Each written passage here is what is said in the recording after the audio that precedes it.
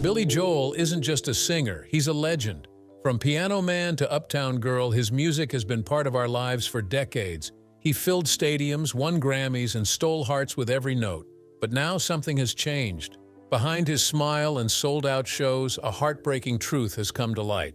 A diagnosis that shook his family to the core. His partner, normally strong and private, couldn't hold back the tears. Fans were left in shock. Whispers turned into headlines. And now, the truth is finally out. Join us as we look at Billy Joel's life, his battles, and the pain that left his loved ones shattered. A quiet start in the Bronx. Billy Joel was born on May 9, 1949 in the Bronx, New York. But he didn't stay there long. When he was just a baby, his family moved to Hicksville, Long Island.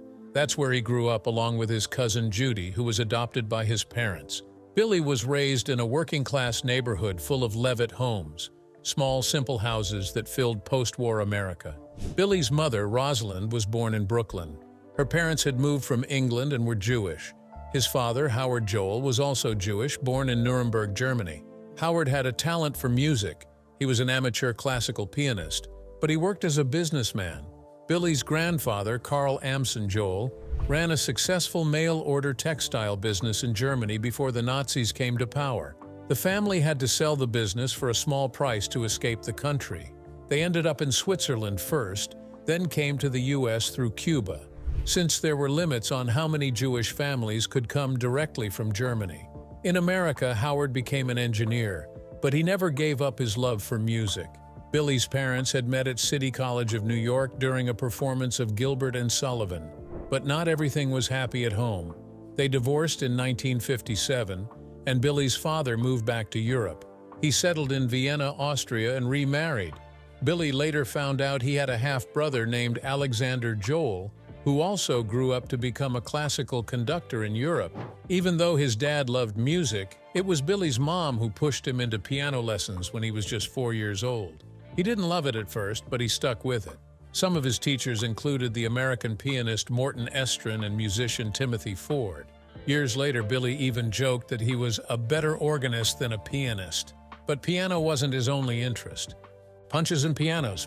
Billy wasn't just a kid who played music. As a teenager, he learned how to fight.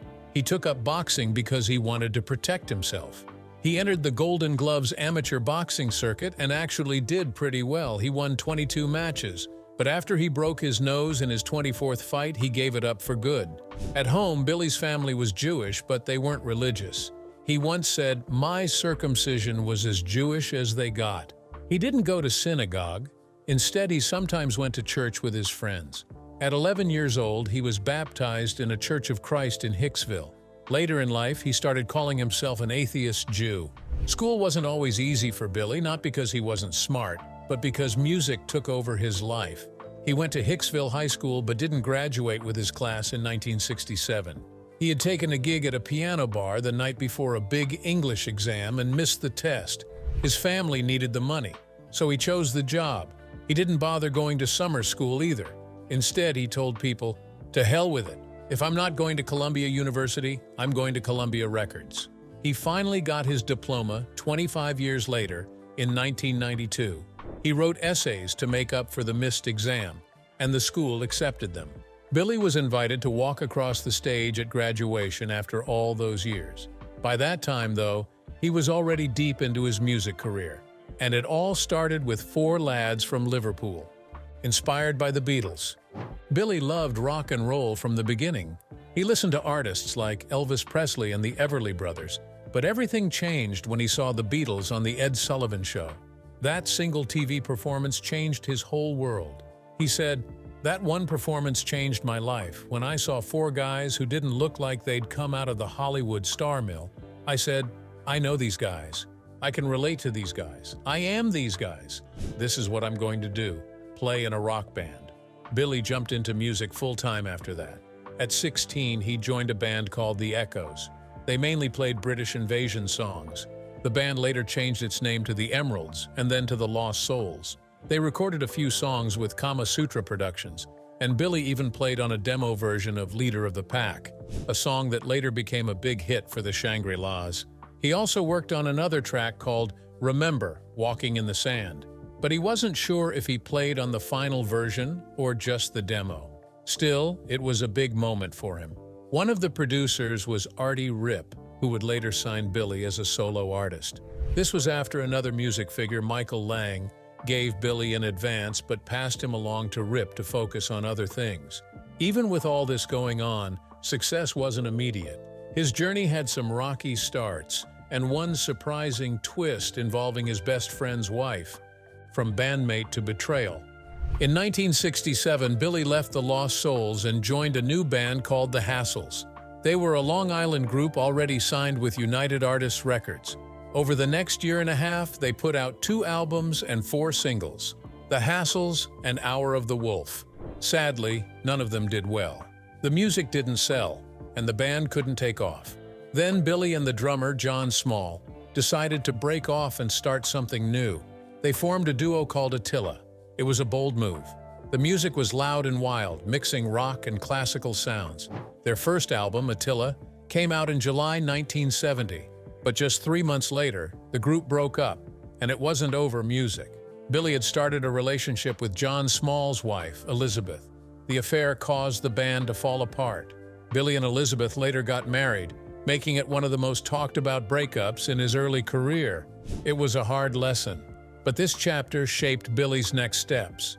He was finally ready to step into the spotlight as a solo artist, one step closer to becoming the piano man we all know.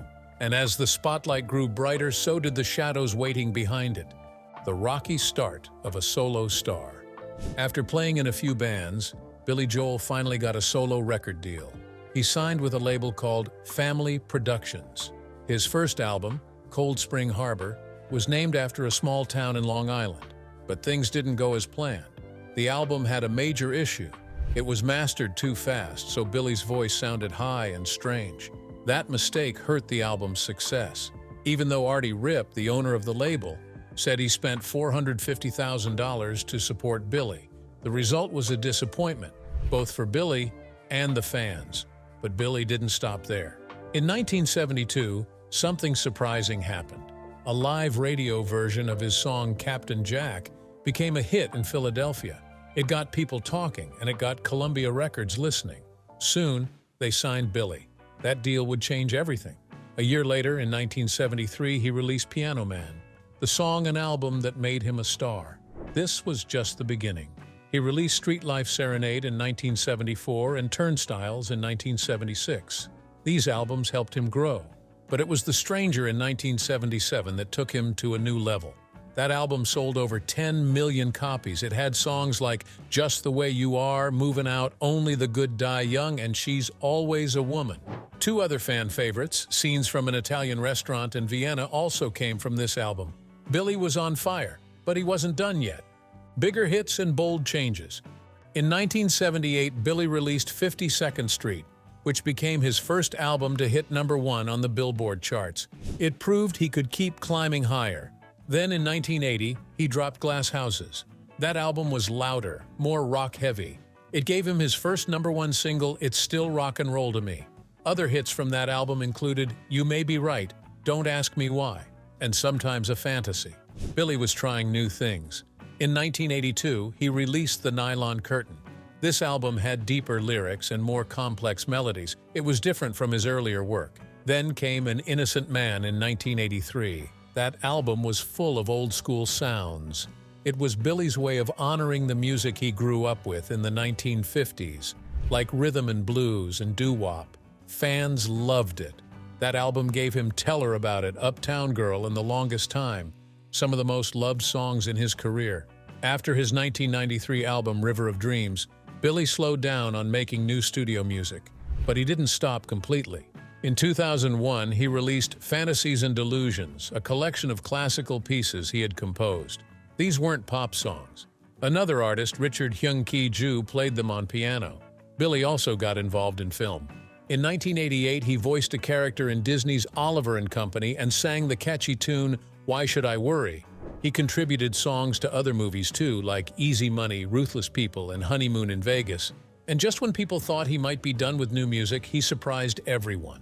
In 2024, Billy released a brand new single called Turn the Lights Back On. But behind the music was a man with a very full, very public personal life. Love, loss, and family ties. Billy Joel's personal life has often been in the spotlight. His first marriage was to Elizabeth Weber Small. Their relationship started with controversy. Elizabeth was married to John Small, Billy's music partner in the band Attila. When the affair came to light, she cut ties with both men. But later she and Billy got back together. They married in 1973 and she became his manager. The marriage didn't last. They divorced in 1982. In 1985, Billy married for the second time. His new wife was model Christy Brinkley. Later that year, their daughter, Alexa Ray Joel, was born. Her middle name, Ray, was a tribute to one of Billy's musical heroes, Ray Charles. Though Billy and Christy divorced in 1994, they stayed on good terms. In fact, Billy is the godfather to Christy's other children, Jack and Sailor Brinkley Cook. Their friendship remained strong, even after the split. Billy's third marriage was to chef Katie Lee. They married in 2004. At the time, Katie was just 23 and Billy was 55. His daughter Alexa Ray was 18 and served as the maid of honor. Even Christy Brinkley attended the wedding and gave her blessing. But in 2009, Billy and Katie announced their separation. Billy's fourth marriage came in 2015.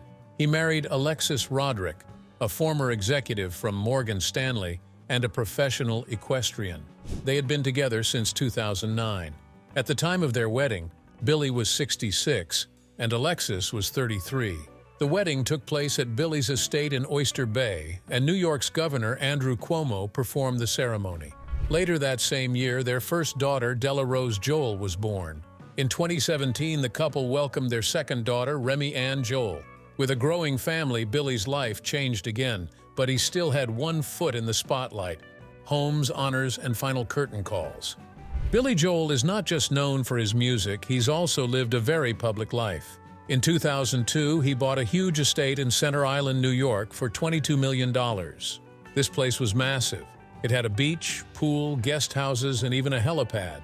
In 2023, he put the home on the market for $49 million. At one point, he took the listing down to renovate the house. By 2024, it was back up for sale at $49.9 million. He also owned a house in Sag Harbor, and in 2015, he bought a large home in Manalapan, Florida. He listed that house for sale several times. The price dropped from $19.5 million to $16.9 million. Finally, in 2020, it sold for $10.3 million. In July 2024, Billy ended his 10-year run of live shows at Madison Square Garden. It was a big moment, the close of a long and loved tradition. Now, his younger daughters attend school in Florida, where the family lives. Despite the ups and downs, Billy Joel remains one of the most successful artists of all time. He has had 33 songs in the U.S. Top 40 and 3 #1 hits: It's Still Rock and Roll to Me, Tell Her About It, and We Didn't Start the Fire. He's been nominated for 23 Grammy Awards and won 6. One of his biggest honors was winning Album of the Year for 52nd Street. Over the years, he's been celebrated by some of the biggest institutions in music. He was inducted into the Songwriters Hall of Fame in 1992, the Rock and Roll Hall of Fame in 1999, and the Long Island Music Hall of Fame in 2006. In 2001, he was given the Johnny Mercer Award. In 2013, he was honored at the Kennedy Center.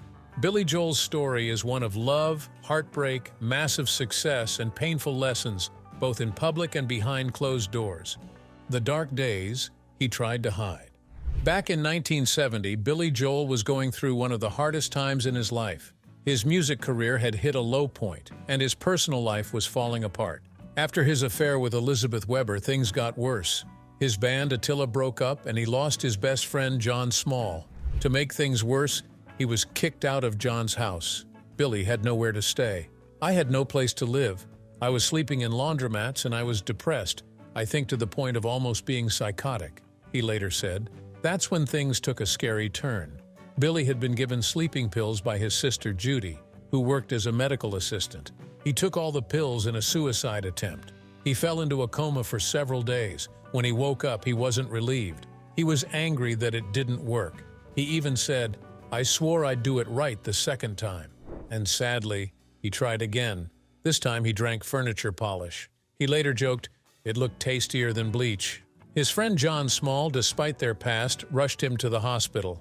Billy was admitted to Meadowbrook Hospital, where he was kept under suicide watch. While recovering, he wrote a song called "Tomorrow is Today." He described it as a suicide note turned into music. But that wasn't the end of his struggles. Even though Billy became famous for his uplifting songs, he never forgot his dark past. In 1985, he released a track called "You're Only Human, Second Wind." It wasn't just another pop song. It was made to help stop teen suicide. It was his way of saying, "I've been there too." But even years later, Billy still faced tough times. In 2002, he checked into Silver Hill Hospital in Connecticut. It was a special center that helps people with mental health and substance issues. He stayed there for 10 days to get treatment. Then in March 2005, he entered the Betty Ford Center. He spent 30 days there, this time to deal with alcohol problems. Fame, stress, and personal pain had taken a toll on him, but he kept trying to heal step by step. Even after all of that, nothing prepared him or his fans for what happened in 2025. A shocking diagnosis. In May 2025, Billy Joel shocked fans by revealing his health condition. On Instagram, the 76-year-old music legend announced that he had been diagnosed with normal pressure hydrocephalus, or NPH. This rare brain condition can affect hearing, vision, balance, and even memory. Billy's doctors said his symptoms had gotten worse because of recent concert performances, so under medical advice, he canceled all of his upcoming shows. The post read, "I'm sincerely sorry to disappoint our audience, and thank you for understanding." The news came just months after he had postponed a few concerts due to surgery and physical therapy. But this time it was more serious. NPH, which involves fluid buildup in the brain, can cause real damage if not treated quickly. Fans had already noticed something was wrong. Back in February, Billy fell during a performance at the Mohegan Sun in Connecticut. He tripped after spinning a microphone stand. Though he got back up and finished the concert, fans worried. A month later, he postponed all his shows through June. He shared that he had gone through surgery and needed physical therapy, but he didn't say what the surgery was for at the time. Then, in May 2025, he finally revealed the truth on Instagram. Billy shared his diagnosis with fans and explained that he had to cancel all concerts. His team said the condition had been made worse by his recent performances. Under his doctor's instructions, Billy is undergoing specific physical therapy and has been advised to refrain from performing during this recovery period, the statement said. Some thought the fall might have something to do with what was later revealed. And soon after Billy's announcement, those closest to him started speaking out. Christy Brinkley breaks her silence. Christy Brinkley, Billy Joel's second wife and the woman who inspired his hit song Uptown Girl, was one of the first to respond publicly. Even though they divorced in 1994, they've stayed friendly over the years. When the news of Billy's brain condition went public, Christy shared a touching message on Instagram.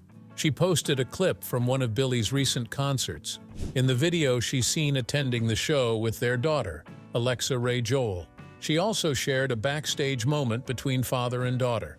Alongside the clip, Christy wrote, "Dear Billy, the whole Brinkley gang is sending you lots of love and good wishes for a full and speedy recovery." She went on to say, "I came across this clip while looking for photos of you and Alexa.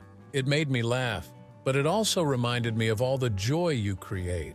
She described how Billy could make a concert feel like a family gathering. "You turn an arena of strangers into a living room full of friends." Christy ended her message with heartfelt words. "Take good care of yourself. We all want you back in that white-hot spotlight. You're our piano man, and we're always in the mood for your melodies. We all hope you're feeling all right. We love you, the kids, me, and an arena or two." But Christy wasn't the only one deeply affected by the news. Alexa Ray and the family stand strong. Billy's daughter Alexa Ray, now 39, also opened up about her father's condition. She posted a painting of the two of them together and wrote, "We love you and we got you, Pop." She thanked fans for the love and support they had shown since the news broke. She added, "My dad is the strongest and most resilient man I've ever known." Alexa shared that he was fully committed to physical therapy and doing everything he could to recover. "The care, empathy, and concern from everyone means so much to him. And to me too," she wrote. Billy's wife Alexis Roderick also spoke out. She shared a photo of Billy with their two daughters, Della and Remy, and said, "Bill is beloved by so many, and to us, he is a father and husband who is at the center of our world." She continued, "We are hopeful for his recovery. We look forward to seeing you all in the future." The family's words gave comfort to fans. It was clear that even though the road ahead was tough, Billy wasn't walking it alone. But then someone else from Billy's past came forward, with kind words of her own. Elizabeth Weber reflects on the past. Elizabeth Weber, Billy Joel's first wife, also broke her silence after the diagnosis. The two had a rocky past. Their marriage lasted from 1973 to 1982 and ended in a painful split. But even after all these years, Elizabeth still had deep respect for Billy.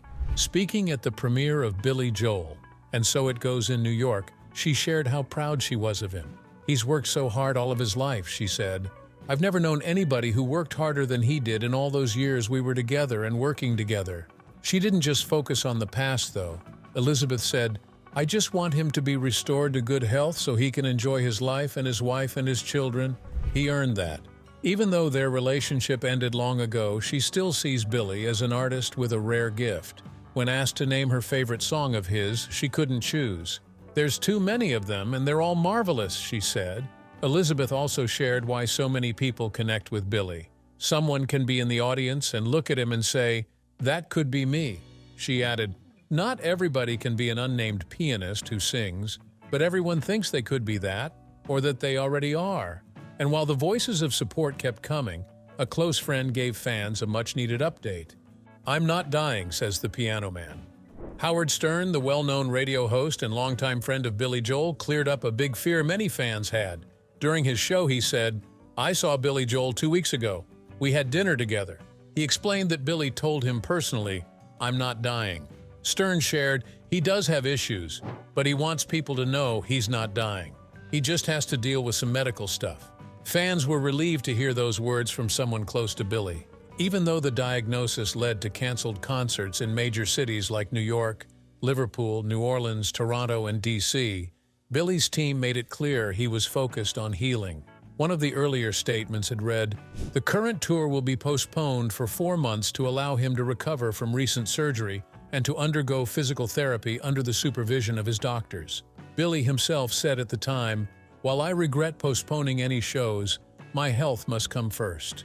I look forward to getting back on stage and sharing the joy of live music with our amazing fans. Thank you for your understanding." And even fans didn't hold back. One wrote, "Take whatever time you need to heal. Stay healthy. We need you around a long time." Another added, "Speedy recovery. The comeback is always greater than the setback." Even as Billy faces this tough chapter, the love around him is stronger than ever. From his fans, his wives, his children, and his friends. His family stands by him. Even with his health problems, Billy Joel is not ready to say goodbye to music. A source close to him said, "He is not retiring and hopes to be able to resume performing as his recovery progresses." Another music insider added, "He is happiest while performing.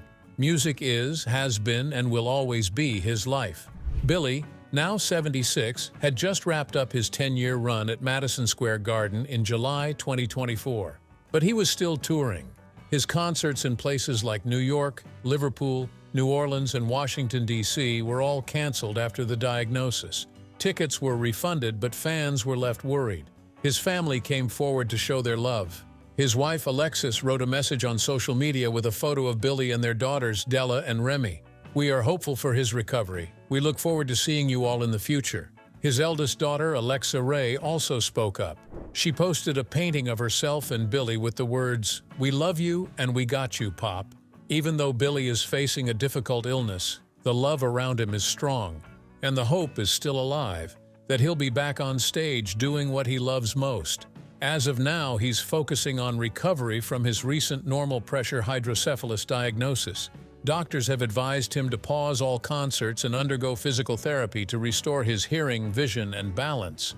Billy has made it clear he isn't retiring. He's determined to return to the stage once he's fully well. What's your favorite Billy Joel song, and why does it mean so much to you? Do you believe he'll make a full comeback to the stage once he recovers? Share your thoughts in the comments below. And don't forget to hit like, subscribe, and stay tuned for more incredible stories from Hollywood's fascinating history. See you next time.